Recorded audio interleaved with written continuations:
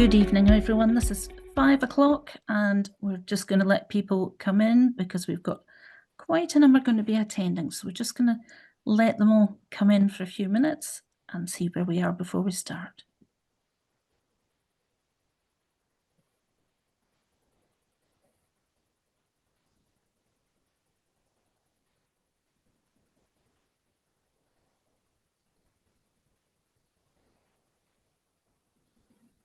Must apologise that you can't see me. You were not missing anything, I promise. We can see our speakers and that's what we need.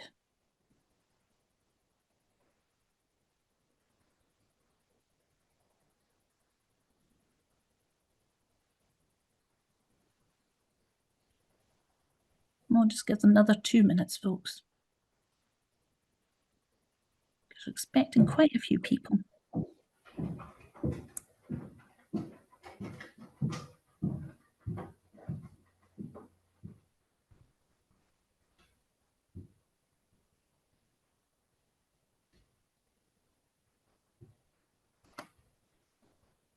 Hello, everyone who's joined. We're just giving everyone just another minute just to come in.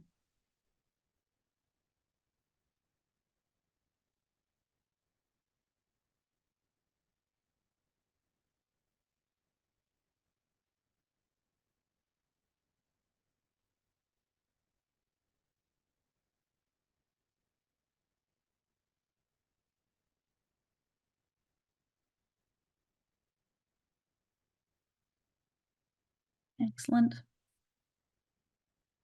Well, if I can just say hello and apologies that you can't see me. I'm Katie McClure and the current chair of British Computer Society Health and Care in Scotland. And we're delighted to have so many people coming along and we're absolutely thrilled to have our speakers tonight. Excellent speakers we have to speak to you. Aaron Slater from the Scottish Council of Voluntary Organisations and Tara French from Digital Health and Care and the Scottish Government. And they've got a great talk for you. The report is fabulous. I've had a read of that and well worth going to. I think Tara's possibly going to put the links into the chat for you. So they're going to introduce themselves properly, where they're from and all the rest, and then they're going to get going with their talk because we just want to give you the most time you have with them and have questions afterwards. Could you put your questions during the talk into the chat box and I'll pose them to the lovely speakers at the end. Okay, so I'm just going to hand over. It's 2 minutes past 5, so we'll get going. And we are recording, and the recording will be available afterwards. Over to Aaron and Tara.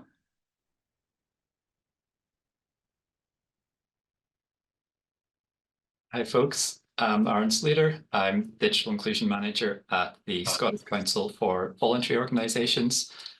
We are an umbrella body that supports the voluntary sector in Scotland and our members in the wider sector. But specifically in our team, we do a lot of work around digital inclusion, working across the voluntary sector with colleagues in government and the private sector as well, and the wider health and care sector and other public services. And I'm Tara. I work within digital health and care in Scottish Government and lead on work on digital inclusion. So currently leading the digital inclusion programme that's focusing on the areas of mental health and housing, which we're working on in partnership with SCVO as our delivery partner, and also working with colleagues across in the Digital Directorate in the Connecting Scotland programme as well. So we are going to kick off this talk. This talk is From Pillars to Practice, and it's about developing a framework for embedding digital inclusion in health and social care. And we'll talk later on about the programme that Tara is going to give an oversight on that this paper that we've written is about. But we thought we'd start off just with a little bit of context. And I know from some of the names I've already spied in the waiting room that you will be digital inclusion enthusiasts, but I don't like to assume too much. So I'm just going to start with our definition we're using in the programme around what digital inclusion is.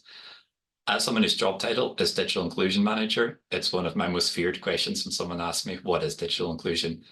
Not because I don't know, because I don't know my job, but because I feel like sometimes it's actually quite complex to articulate what we mean by digital inclusion or exclusion, and the different components and the different parts of that. But we've taken a very simple definition for this program, and it's that it's our collective responsibility to ensure that everyone can benefit from being online. And the key part kind of that was around collective responsibility, and that was a big factor in a lot of the work that we've developed through the Pillars paper and through the framework that we want to develop. And we talk about collective responsibility because it acknowledges that we live in a digital world. Things are accelerating. They accelerated massively in 2020 when the pandemic started. They continue to accelerate. And as part of that acceleration, we're all doing things more digitally. The way we deliver services, the way we live our lives, the way we access goods and entertainment online, the way we connect and communicate with our family and friends, it's all done digitally. And as we as individuals or as private sector businesses, corporations, or public sector and essential services rely more and more on digital, we're starting to create a dependency on it. And as part of that, we acknowledge that we're all part of this collective drive around digital. So we assume a share of collective responsibility to do a proportionate, we're not asking for the world through this framework, but a proportionate amount to think about how we can help address some of the ways that we can support people to be digitally included. So I'll start off just with a few stats for anyone that is fresh to digital inclusion, or you're here out of curiosity, and part of my eternal dilemma of how to articulate what digital inclusion actually is and how it impacts on people. So a few key stats. First of all, 15%. So that's from Lloyd's Consumer Digital Index. That's a yearly report by Lloyd's Banking Group, and they do a snapshot of digital inclusion, digital skills across the UK. And we know from that report that 15% of adults in Scotland don't have foundation digital skills.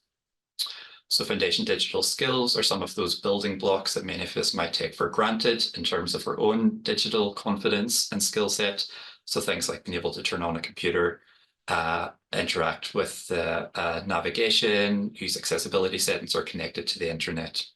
So 15% is quite a substantial chunk of people in Scotland that don't have the foundation skills they need for the digital world. 49% is the number of people who are offline, and that's again from Lloyd's. A number of people who are offline who have a health condition. And their definition of offline is that it's someone who hasn't used the internet in the last 3 months. So of that group of people who haven't used the internet in the last 3 months, 49% had a health condition.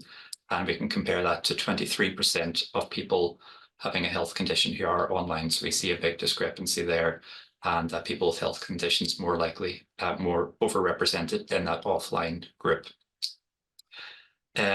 Moving across to the next one, that's a stat from the Scottish Household Survey, which is a data set that we're always quite curious about with our work in Scotland in terms of household composition and some of the data there. So looking at households, 96% have internet access at home. But when you look at kind of a subset there, those with an annual household income of between £6,000 and £10,000 per annum, it's 81% of access. So then moving beyond skills, thinking about the economic factors that can impact on access to digital and a person's digital inclusion. Then 11% is a stat taken from work that Nesta did a couple of years ago around data poverty in Scotland and in Wales. And through that research, they found that 11% of people run out of data before the end of the month when they're on monthly mobile contracts. So that's quite a big chunk of people who will find themselves on a recurring basis potentially digitally excluded because of the running out of data.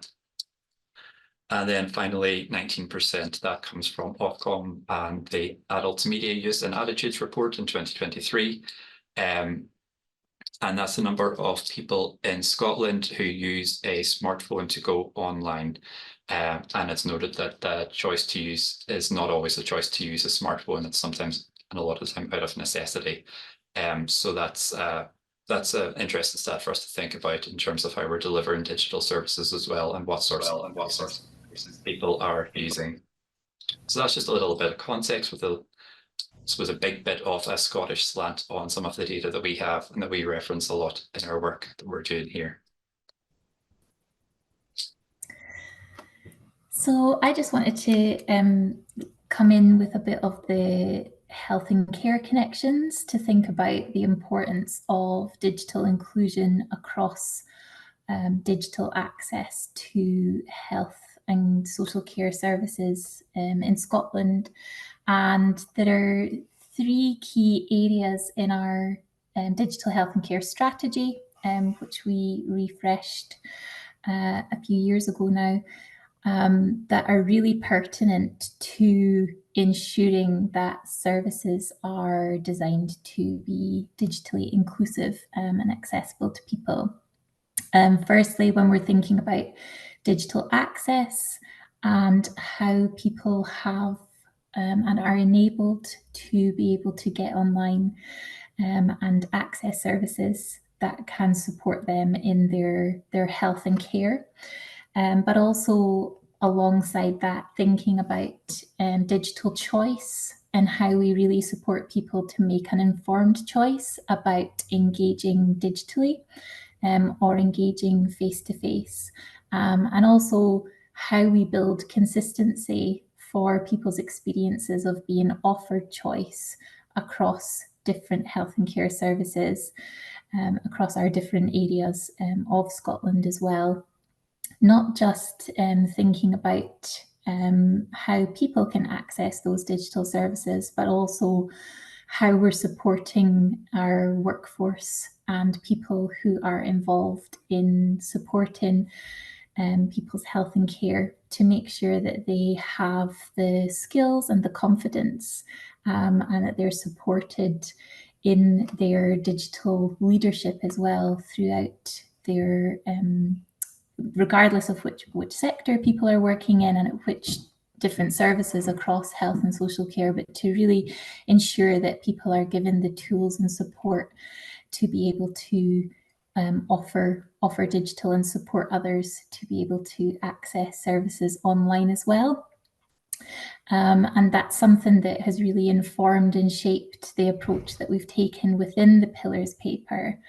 And really, when we think about digital inclusion, it absolutely goes hand in hand with how we are designing digital health and social care services, because it's a fundamental part to that choice and accessibility of services.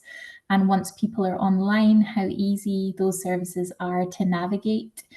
But also thinking about exclusion and inequalities, we have to have that underpinning of inclusion at that very beginning of the design process to make sure that services are accessible and that the support people need digitally to be able to get online if they wish to engage with services digitally, that support is provided in whatever form that needs to take, so that we can support that overall ethos that we have around making sure that people have person-centered experiences when they're going through a particular service or a particular experience of care. So it really is fundamental, not just to the access, but if we think about that whole culture shift that we're working towards as well, with increasing use of digital across different services, then we absolutely need to be thinking about this at every step along the way of the design. So I'll hand back over to Aaron, and apologies, I can't get to the chat at the moment because I'm sharing slides, but I'll pop in the links to the papers that we are going to talk about as we go through later on. Aaron, I'll hand back to you. So this programme of work started in earnest 12 to 15 months ago. And when we started this work, kind of going back to that thing around, gosh, isn't digital inclusion quite complex and hard to articulate at times? And it's a mix of different things. There are economic factors there and the impact of the cost of living on households and people and what that means for digital exclusion.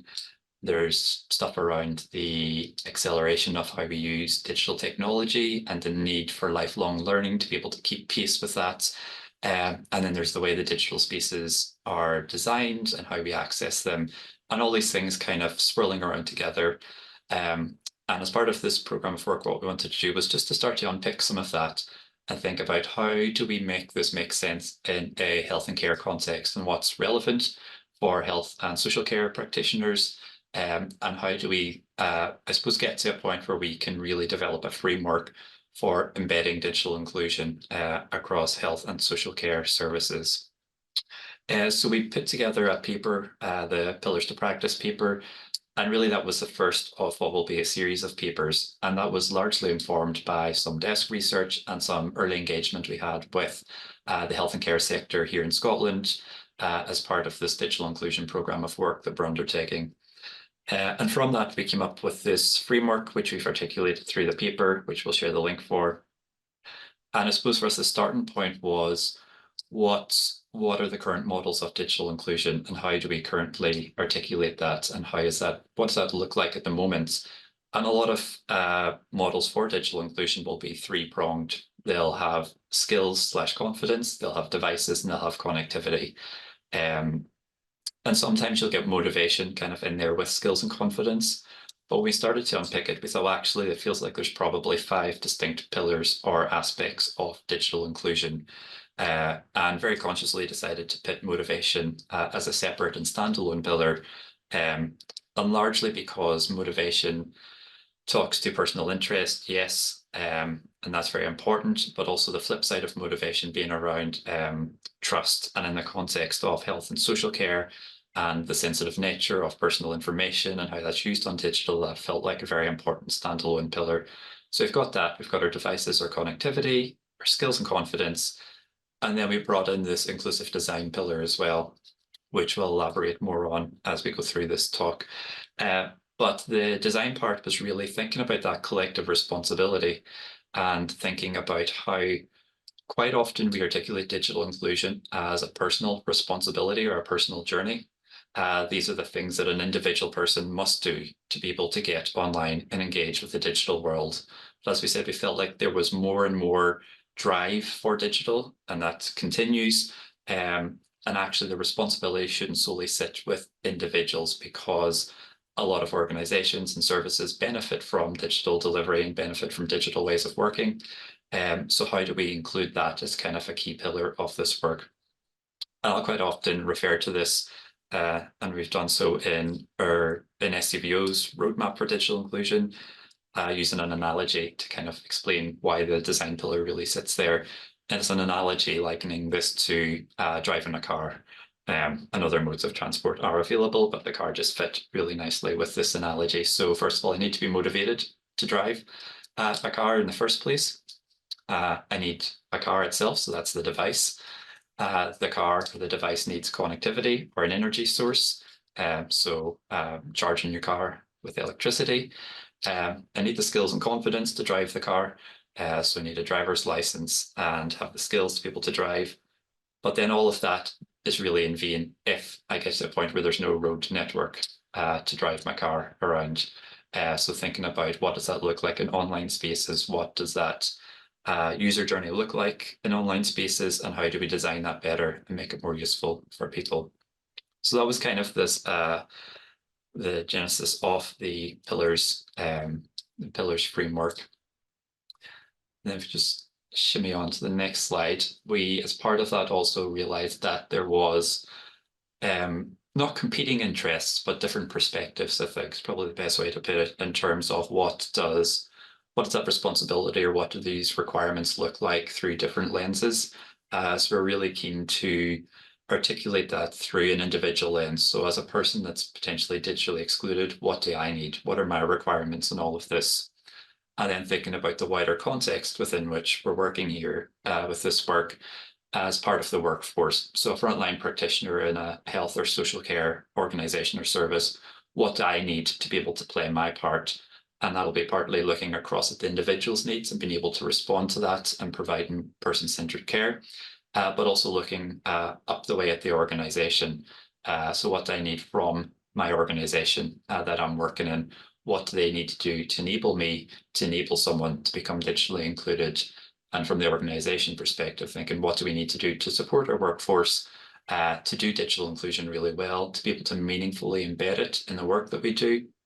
And how do we make sure that we are designing our services in a way that are cognizant of the needs of those people that may be digitally excluded? So that was kind of the starting point for that. So we are going to do a little whistle-stop tour of the 5 pillars and some of the key takeaways that we've got from this so far. And a lot of this is kind of informed by a program of work that we're doing at the moment with organizations that are getting funding. So it's definitely a learning process for us as we're working our way through each of these pillars. But we're going to start with motivation, and I'm going to kind of give you the individual perspective and hand over to Tara, who's going to do the workforce and organisation views of each one. So at the very start, a person needs to be interested to be online, to use digital. We've been working in SCVO on the digital inclusion agenda for just over 10 years now. And I suppose one of the founding and most fundamental principles is that it's about finding the hook or that interest for a person to go online. And I would say 9 times out of 10, it will not be the reason an organization wants or needs them to go online. That won't be what does it for them. So right off the bat, that would be sitting wrong foot forward for that one. But thinking about individual interests, so things like someone might love cooking, looking up recipes on YouTube or a good food website, or someone has an interest in hobbycraft, getting sewing patterns and whatnot from the internet. So finding things that actually interest people to help them get online. But also on the flip side of that, really being mindful of a lot of the fears that people have around digital. People hear horror stories. We know, digital does great things and being online can be great for us and really enhance our lives, but it can also be very bad experience for a lot of people as well. And a lot of those stories that people hear about being scammed and fraud and suffering abuse online, being a real barrier, real detriment to some people wanting to get online in the first place. And thinking about how we build trust in the internet, big ask, maybe not within the scope of this program, but trust in the services that they're interacting with and how we start to build some of that trust. So thinking about the health and care context and those workforce and organisation elements, and kind of building on what Aaron was just explaining there in terms of that fear, and a lot of people can have a fear to engage in digital health and care services for many different reasons. And I think for the workforce, it's about how do we ensure that the workforce across our different health and social care organisations and sectors have that awareness of digital inclusion and really understand what different opportunities and benefits that people can hope to experience through engaging with digital health and care services, and being able to articulate and communicate those with people who may be accessing their service of support, and thinking about how to have those conversations about digital, again to make sure that option is offered to people, and again supporting that informed digital choice where there are digital options to engage. So then at our organisation-wide level, we then need to be thinking about where are we talking about digital inclusion within our health and social care strategies and policies across our different organisation and care providers. How is digital inclusion being prioritised so that that can feed down into that wider culture, and that the workforce have that level of support as well, and awareness of how the organisation is intending to support digital inclusion within the different services that they provide, so that those conversations and those benefits and positive outcomes through different digital options that might be available, can be articulated to the people that are accessing the service or the support.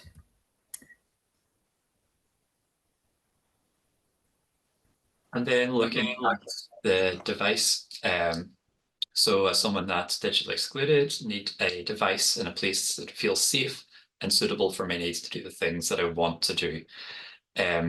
So the device that's kind of introducing some of the economic barriers. So the cost for some people will be prohibitive to buy a new device.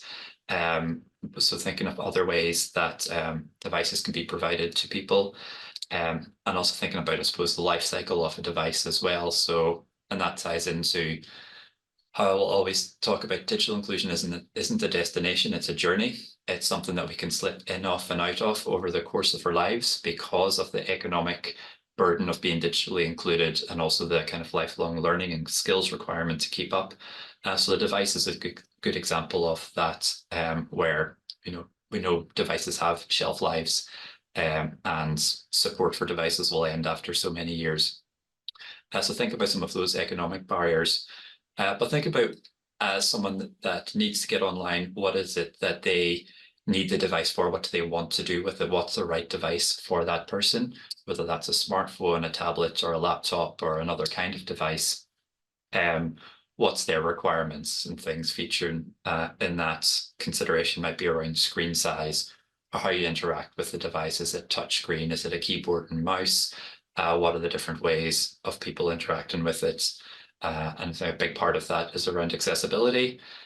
So accessibility, not just in terms of the actual hardware itself, but also accessibility in terms of some of the software and ways that devices can be made easier to use for some people, whether that's text-to-speech or screen readers and magnifiers. So really being able to think about those sorts of things. And then I suppose also familiarity. Is the device familiar? Some people may have dabbled with devices, friends or family's devices. So maybe a device that feels familiar actually will work better for that person. So if they've used iOS before, maybe an Apple device is a good fit for them, or maybe more familiar or confident with Android devices or Windows devices. So yeah, thinking about what's the right device for that person. And then for the organisation and workforce aspects, so I'll maybe just start with the organisation on this part. So again, thinking about health and care, really the key role and aspects that the organisation or service needs to be thinking about is how do we actually create those pathways and networks for the workforce to be able to identify and access appropriate devices for the people they support. So it's thinking about how devices can be provided to people, and what the digital service, how accessible is it on the different types of devices as well. That's a really important thing for the organisation and services to be thinking about, in terms of that digital experience that the people access and support will then have. But thinking about what those different pathways are, what organisations they may need to partner with in the local community. We've seen a growth in community hubs linked to accessing services like Near Me, being able to have consultations in community spaces. So obviously that place of where people connect is really important as well, and we'll touch on that in the connectivity pillar. But there are lots of different models and options for providing devices, but it really is tailoring that to the person and the type of digital service.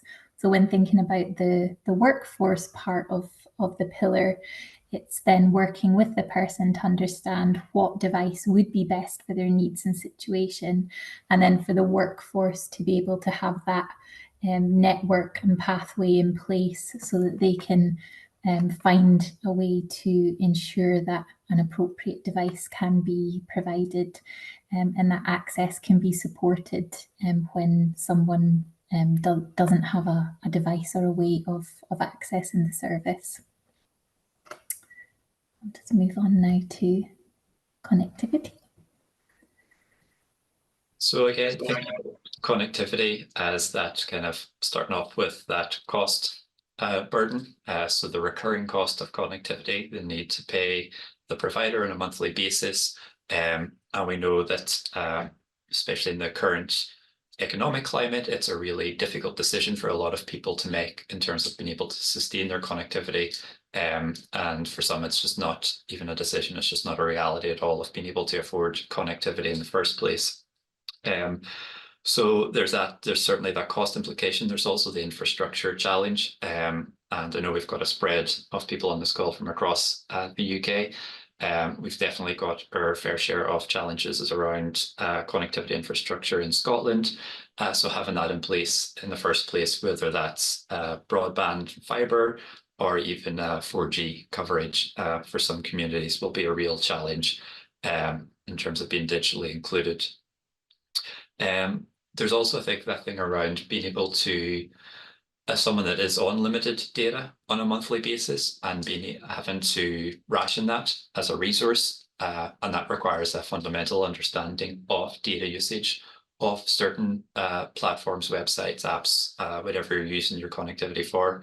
And if you're on, say, for example, 5 gigabytes of data per month, that's not going to go terribly far if you've got a lot of competing priorities and things that you need to do and things that you want to do online. So thinking about how some individuals will need to understand data usage. And it's that thing of if someone asks, this might be the wrong audience because it's BCS, but how much data does a 1 hour Zoom call use?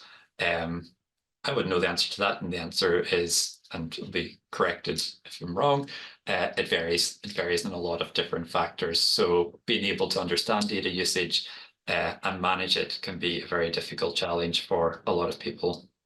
But also all of that aside, it's also about that place in which people can access connectivity. So if you don't have connectivity at home or mobile connectivity, being able to access a place that feels safe to be able to engage with your health and social care services.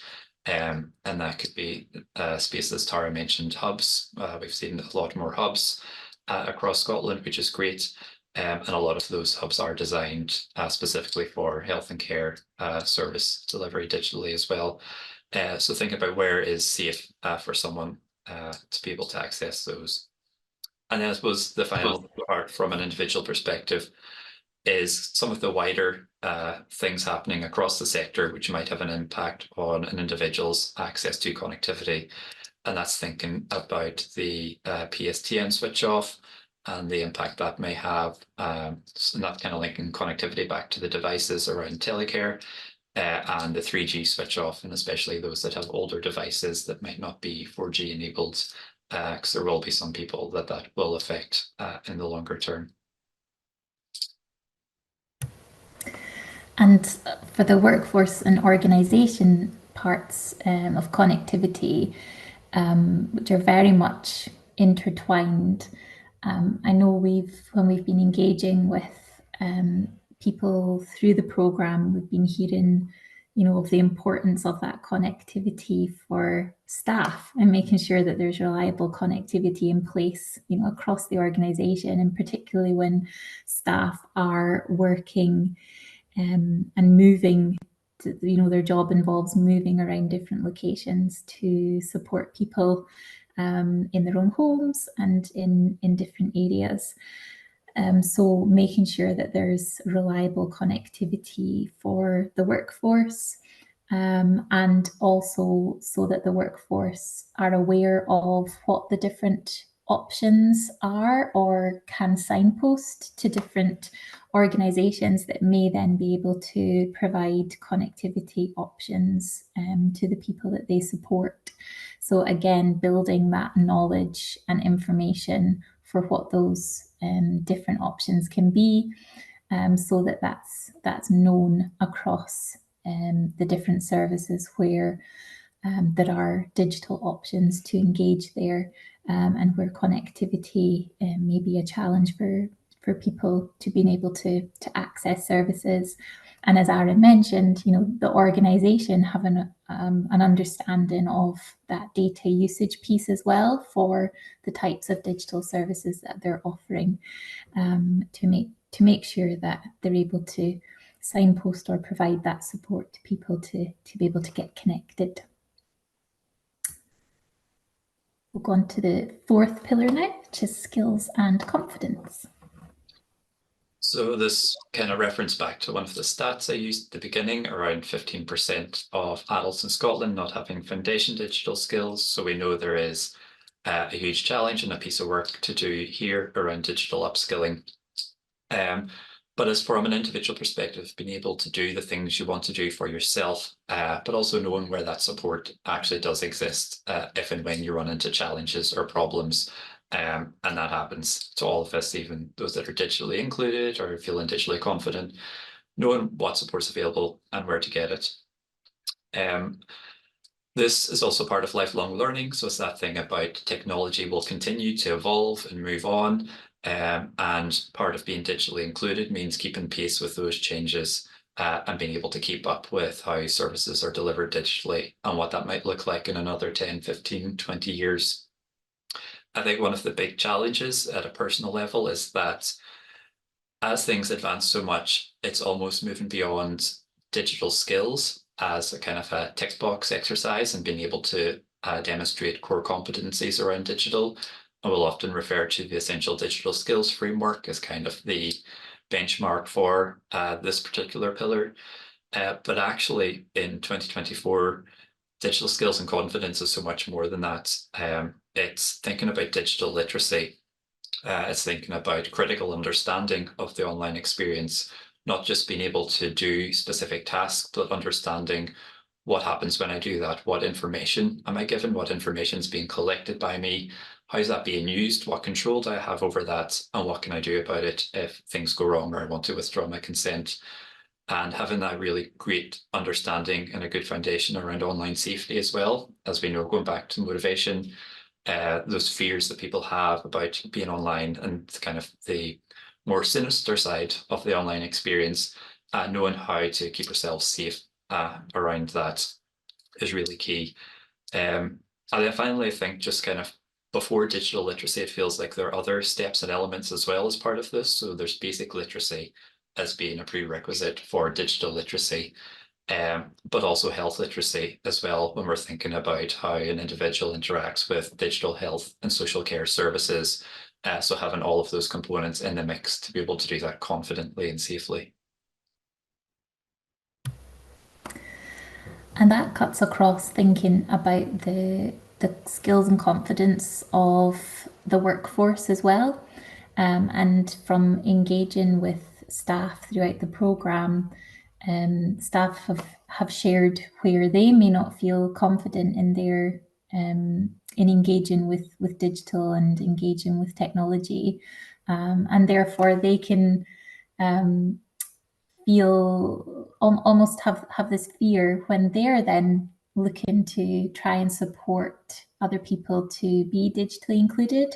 So it's how we're supporting the confidence of staff in their own digital engagement, so that they can then support others in that digital inclusion, early stages, having those conversations and being able to get those early skills to being able to get online. And again, that means the organisation and the service needs to be thinking about how are they going to support the learning journey for the workforce and build their own skills and confidence in using technology and digital. And that also includes a really important part around how do you create those spaces and opportunities for staff to discuss any barriers and fears that they might have around digital as well, and how do you create that environment and culture where people feel able to share any fears or reservations that they might have around their own digital skills and confidence, so that then can work with people to identify how can best support them to build skills and confidence, so that in turn they can support others and have that knowledge in how to be able to, for the people that are accessing their services, be able to get online. And we've got a number of programs that are within NES, within our digitally enabled workforce program, where there are focus on different building up different levels and knowledge. But one of the things that we're really keen to do from the pillars work is to start to think about what that early digital inclusion, early conversation, digital skills and confidence could look like as part of that workforce learning pathway as well. So that's something that we'll be focusing on within each of the pillars papers that Aaron will chat about later on when we get to that point. But we'll go on to the final pillar now, inclusive design.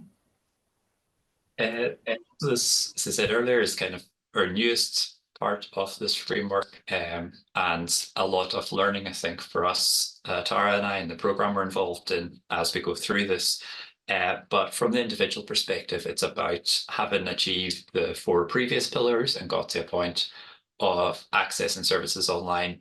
Those services themselves then need to be designed in a way that are easy to access and navigate. And that's everything from different accessibility standards to the user experience and user pathways, pathways that make sense to people, that make it easy to find the information they need, that don't create adverse experiences or erode that trust that has been built up and ultimately maybe push them to a point of disengagement with those digital services. And I think a big part of that is within kind of the inclusive design of these services, being really clear about where are the touch points for support as and when someone needs it for their digital needs, but also choice. So are they designed in a way that supports choice for someone to engage digitally or not? And again, this also applies to the workforce, so ensuring that the digital tools and services that we create are also easily navigated and accessed by the workforce. But one of the things that we've heard a lot, particularly from the co-design of Digital Champions training, which was led by our partners at More Collective, was how can the workforce access a range of trusted digital resources, so resources that they can then feel confident in recommending to the people that they support, and also confident that those resources are accessible to people and have been designed inclusively. And I think when we're then looking at that organisation and service aspect, we need to think about the digital resources and services that we're creating or that we're using and applying within the organisation as part of our service delivery. How are they meeting digital service standards? How are we ensuring that they're being designed inclusively? And this is really where the digital inclusion meets our design processes. How are we building it in from that very beginning of the design process, so that actually when someone is being referred to a service or we're working in a service, that we once we've got that device and connectivity and skills and confidence, that the things that we're actually using, they are easy to access, and we can feel confident in recommending them to other people as well. So that's the inclusive design part. And the final pillar that we have in the Pillars framework. And as I say, I will pop in the link to the overall paper that just goes into depth a little bit more about each of the pillars that we've shared. I'll just cover very quickly a little bit about the overall programme. So the Pillars framework, as Aaron mentioned, is something that we're evolving through the programme. So this is a £2 million programme that formally launched in March last year. And we're focusing on the areas of mental health and housing. There are other areas of work that SCVO have been involved in together with digital health and care in care homes, and also another programme called Digital Lifelines, which supports people at risk of harm from using drugs. So this programme is complementary to those, and really the Pillars framework has been able to harness a lot of the learning that's come from those other programmes as well. But within this programme, we have different elements. So we have funded projects that are happening across Scotland with partners who are actively supporting people to be digitally included. They are being able to share the learning from what's working well, where there are challenges and barriers, and how do we start to really create models of support for digital inclusion. And from that, are there learnings that are transferable more widely across other areas of health and social care that we can take from the mental health and the housing context? And then we also have other areas of the programme where we're focusing on how are we building that capability for digital inclusion across the workforce and the organisation across these different sectors. And we just put together this little visual. We've been working with a fantastic illustrator in our community of learning with projects, who's been helping us capture a lot of the conversations and articulating those visually. But we, as I say, one of the elements of the programme is the funded projects. And within our first funded programme, which we launched last April, and the projects were funded last July, we have 13 projects who are digital pioneers. So these are organisations that have absolutely been leading the way in supporting digital inclusion across lots of different areas in Scotland. And they are exploring models of support within mental health and housing. So we have 6 projects funded in mental health and 7 projects funded in housing. And we will be announcing in the next couple of weeks, we have another set of 7 projects that are starting next week as part of the Connecting to Care, we've called it, part of our programme, where we're very much looking to build on the learning from the digital pioneers to now look at how do we start to integrate digital inclusion within mental health services, within housing, and support that connection to health and social care services. So what does that look like? What are the ways of embedding digital inclusion within current service delivery? And then also, what do the different referral routes and pathways look like? So a lot of the things that we've just described in the pillars, how do we actually start to apply those in services? And what works? What do those models look like? And then we will have a final part of the programme, which we're calling Progress for the Digital Pioneers, where that will very much allow us to understand more about that embedding, but also how do we start to work towards that sustainable integration of digital inclusion across health and social care, and actually thinking about digital inclusion. I pinched this from someone who described it as a complex public health intervention. So it's because it's continually evolving, we need to think about how do we put in those mechanisms that can flex and adapt based on different needs when people are accessing different parts of health and social care services and systems. But that digital inclusion element can be embedded and mainstreamed really across different areas, regardless of what part of health and social care people are accessing. So we're really hoping to pull all of these learnings from this 2-year program that we've been working on, so that we can start to really spread that across organisations in Scotland.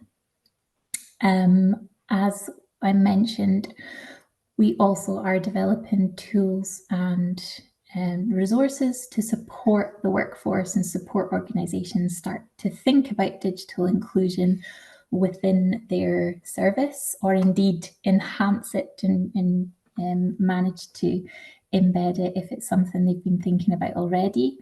And throughout the programme, we've been working with More Collective, where they have developed bespoke digital champions training for people working in mental health and housing. And then we're also co-producing a digital inclusion practice guide for digital health and care. So the intention here is, how do we sort of take the learning and the knowledge from projects, the work that we're doing in the pillars, and actually produce something practical that can help people start to apply this in their own working environment and setting. And there'll be plenty of opportunities to get involved in sessions on developing the practice guide in the coming months. And I'll also drop in, we have had some initial sessions, which we've got reports on those as well, so that you can see some of the learning and insight that's come out of that as well. And I'll hand back over to Aaron to finish off. So in terms of next steps for the Pillars framework, our first paper was kind of the starting point, and a kind of collection of ideas, and I suppose things that we wanted to explore in more detail throughout the course of this programme. We're following up with deep dives into each of the individual pillars. So we've done devices and connectivity as a joint paper, just because they're so intrinsically linked together. We're finishing off our motivation paper, and then we'll do our skills and confidence and design papers for the coming months, and then do an update of the overall pillars paper itself. And really that's with a view to get to a point of developing a framework. We want to be quite pragmatic about this in this work, and create something that hopefully is useful for the sector going forward. So looking at what does a framework look like, and how do we understand, I mean, health and social care is such a vast sector as it is anyway, and it's so diverse, and there's so much happening across that sector. How do we make it useful for the sector, and how do we take into account large organisations like NHS trusts or boards versus small community-based voluntary organisations doing social care support or health support in communities, and what's reasonable in terms of that collective responsibility, and how do we balance that out? So that's the point we're hoping to get to. Hoping we will get to, I'm sure, Tara, come this summer, and then thinking about how we can then embed that in health and social care. So we'll leave with the web link for the programme, where you can find all of the information about the digital pioneers and the papers that we've published, and Tara's going to share the links anyway, and the email address for the programme's inbox if anyone should like to get in touch and find out a bit more about the work being undertaken. So that ends us doing the presentation part. I think we've got a bit of time for questions. Not very long, but it's very welcome. That's a fantastic piece of work or ongoing programme of work. I'm really proud to hear that's happening in Scotland. And you guys should be just absolutely delighted that you've had the opportunities, and I'm sure you are grateful for it. Do you get to take holidays at all? I've no actual questions in the chat, but we do have some comments from Lee Ballantyne. He's saying that this could be really helpful in terms of framing equality impact assessments when planning digital products and services. Not a reason not to do something, but consideration from the start, as it should be. And he's talking about digital capability, and he says, to me, that means translating that access, skills, etc., into positive offline outcomes, which brings a lot of this together. And yet a lot of internal systems used in health and care are not particularly easy to use, which has an impact on staff confidence. So you can see where he's been interacting during the different pillars. I'm sure you recognise those. He's also asking, are there still opportunities to apply for any funding? And Tara shared the papers. Excellent. Dr. Deepa is saying, what data sources can be used to map digital exclusion? Do you have any access to something of that sort? There's, as often the starting point for us is the Lloyd's Consumer Digital Index for the digital skills part of it. The connectivity, there's a lot of different sources. So one of the ones we'll often look at is the Scottish Household Survey. And I'm sure potentially other jurisdictions across the UK will have similar publications where they look at kind of composition and different aspects of different households. So that would be one. There's a digital inclusion heat map, which I think was born out of work undertaken in Manchester. So that's got quite a rich data source there. I can look up the link for that and pop that into. Brilliant. But it's very difficult to measure because of the different components of digital inclusion. But I will say a piece of work to look out for is the minimum digital living standard, which is work being undertaken by the University of Liverpool and Good Things Foundation, where they've done research on mapping basically a minimum standard for families, households with children. So that's worth looking at as well. I was on their website earlier this week, actually. Jennifer Skillen says, really good talk. Looking forward to reading the paper and future papers, and wish I lived in Scotland. Doesn't Very seem cold. If you're in Wales, get in touch with Wendy Deering and she can help move things forward there, I'm sure.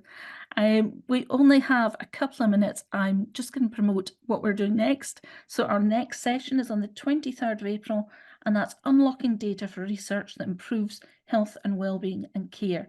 And that's with Professor Roger Halliday from Research Data Scotland. He spoke very well for us at a previous occasion.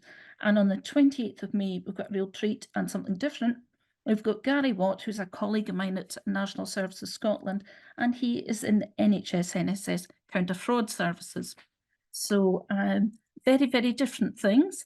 And I hope that's appealing to everybody, because we like to make sure we get content that everybody's going to be enthusiastic about.